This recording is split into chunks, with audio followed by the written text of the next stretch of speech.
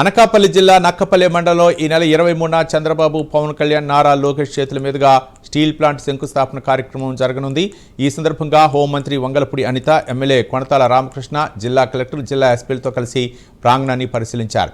కార్యక్రమానికి చేపట్టిన ఏర్పాట్లను సమీక్షించి హెలీప్యాడ్ వద్ద జరుగుతున్న పనులను కూడా పరిశీలించారు.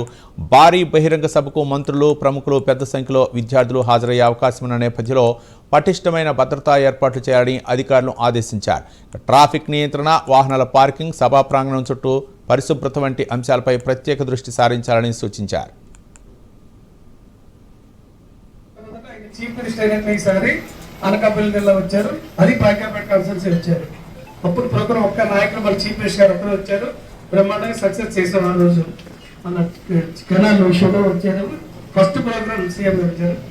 మళ్ళీ సెకండ్ టైం మొన్న అనకాపల్లి కాన్ఫరెన్స్ వచ్చారు, లోకల్ బాగా సక్సెస్ చేశారు. కానీ ఇది డిఫరెన్స్, ముగ్గురు నాయకులు వస్తున్నారు.